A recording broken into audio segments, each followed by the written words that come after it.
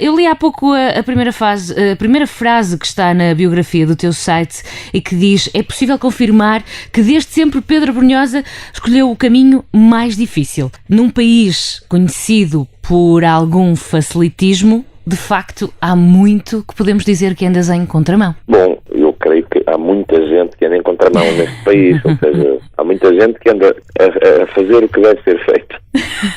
E por outro lado, também temos tido algumas elites a governar o país, elites entre aspas, que de alguma forma andam a fazer o que não deve ser feito. Quer dizer, eu acho que aquilo que eu tenho tentado fazer na música tem sido colocar algum rigor. Enfim, todo o meu percurso é um percurso muito académico e também um percurso de estrada. Eu lembro-me de tocar na Póvoa há 30, 35 anos, nos bares, nas discotecas. Portanto, é um percurso feito, uma mistura de prática, de andar com a sachola na mão a cavar a batata. Por outro lado, de escola, de conservatório, usando a metáfora da batata, de estar na Escola Superior de Agronomia a perceber que melhor pesticida se poderá utilizar. E, portanto, esta mistura entre a prática e a escola levou-me a querer ser rigoroso. E, portanto, desde o meu primeiro disco, que é um disco que eu faço com bastante cuidado, até este, aquilo que eu tenho tido é tudo menos pressa. E tento fazer as canções com alma, atendendo a que eu faço as letras e as músicas, e, portanto,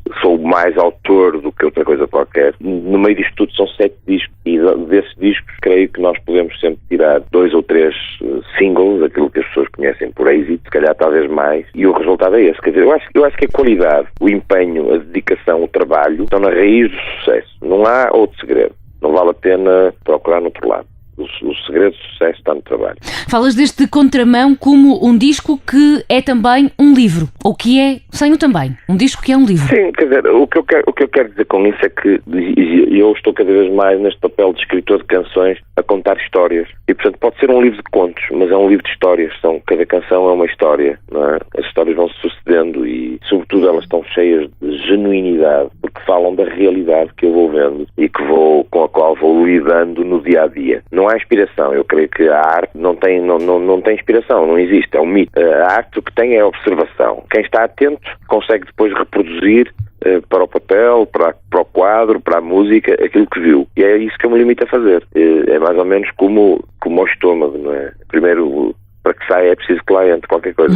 E, portanto, o cérebro é exatamente isso. Preciso de meter estas vivências para que depois elas saiam, não é? E, portanto, aquilo que eu falo neste disco, enquanto escritor, músico com M grande, e não músico no sentido adjetivo, e depois transformo dentro da minha própria visão das coisas. E aproveitando essa tua deixa da tua visão, este 7º disco, em que já li em tantas outras entrevistas que te dizes movido pela realidade, se pudéssemos atribuir um objetivo às tuas canções, tu dirias que elas têm uma missão de serem interventivas ou de obrigarem ou levarem a pensar? Não, quer dizer, as canções, como toda a forma de arte, não têm nenhum objetivo a não ser o de mudar o mundo.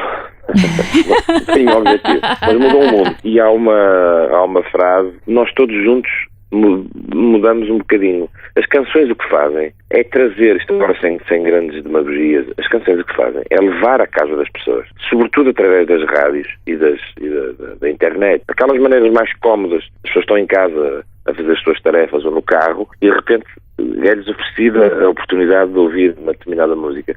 As canções o que têm por função é mudar aquele segundo, aqueles minutos na vida daquela pessoa, de levar alguma magia, de levar alguma esperança, de levar algum sentido de resistência, de resiliência, de paz, de tranquilidade, numa altura em que as pessoas estão tão intranquilas perante as coisas mais básicas, perante terem dinheiro para pagar a renda, a hipoteca, a escola dos filhos, às vezes até o próprio almoço. A canção não é mais do que isso, quer dizer, no meio destas prioridades todas, a canção que entra involuntariamente pelas pessoas. De resto, quer dizer, isso tem sido patente.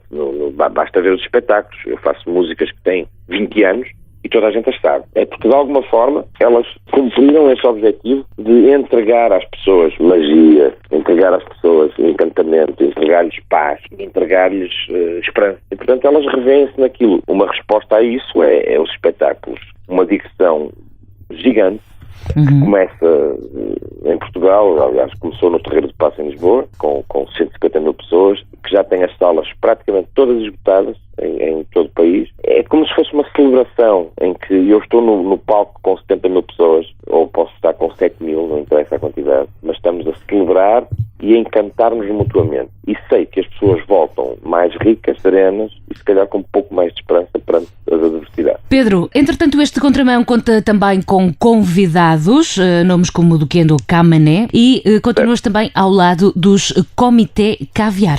Sim, a dupla, eu e o João Bessa na produção, com os Comité Caviar, é um disco com uma produção muito cuidada, com um som que nós, enfim, trabalhamos no meu estúdio para ser radio-friendly, não é? Para que as rádios fizessem exatamente isso. As rádios, eu sei que é muito importante para as rádios que os discos tenham um bom som. E, por outro lado, as parcerias com o Duquende. O Duquende faz uma versão brutal de uma canção chamada Saudade É, e o Camané que canta comigo uma canção que é já um emblema para os braços da minha mãe, como se chama a canção. Essa canção é já um hino. Eu, aliás, acabo de dar entrevistas para muito longe, para o Brasil, para a Argentina, porque essa canção tornou-se viral com a voz de Camané e com a minha própria, falando daquela questão tremenda desta nova vaga de imigração que, empurrada pelas circunstâncias e pelas necessidades, acaba por ter que abandonar o sítio onde tem paz.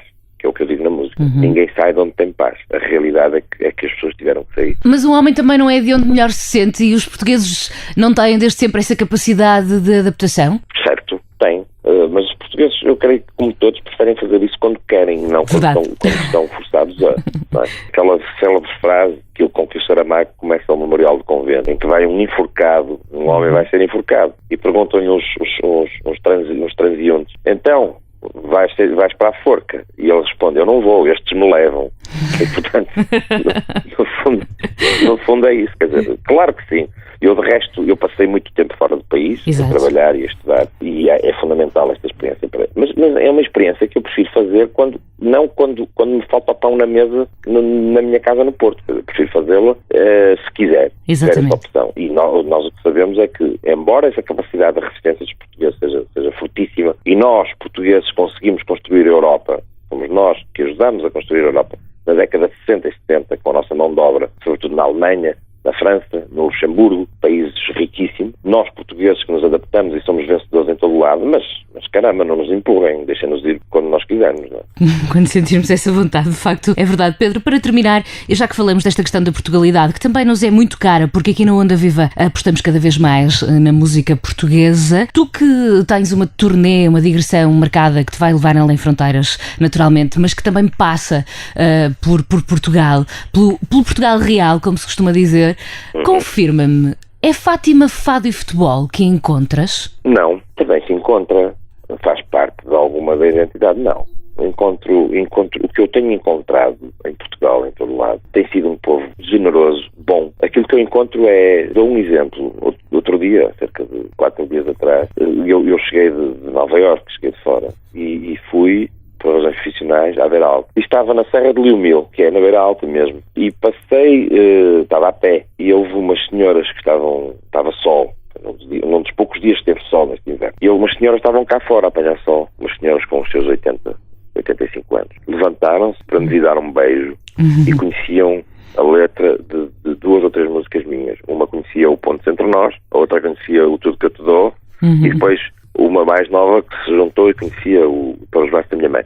Isto numa pequena aldeia chamada Alvite, e este simbolismo da empatia com que estas senhoras, esta humildade com que elas me cumprimentam, é também significativa da dimensão que um músico de rock, como é o meu caso, acaba por ter no imaginário português. O povo português é um povo bom, é um povo que expressa bondade. Nós somos, de facto, um povo que expressa bondade e somos capazes dos atos maiores de generosidade uns para com os outros. Por outro lado, temos sido tão mal geridos por uma elite que é má, porque o poder corrompe, que, de alguma forma, só salienta isso que eu acabo de dizer. Em situações extremamente precárias como aquela que Portugal atravessa neste momento, emerge o melhor de Portugal. E o melhor de Portugal é esta capacidade que nós temos de sermos quase pais e, como eu dizia outro dia, anjos da guarda uns dos outros. Portanto, de tomarmos conta uns dos outros. Nós, portugueses, tomamos conta uns dos outros. Ainda hoje tem um estudo da Universidade Católica de Porto sobre a questão da solidariedade em Portugal. E nesse estudo ficou claro que são mais solidários os mais pobres e os mais ricos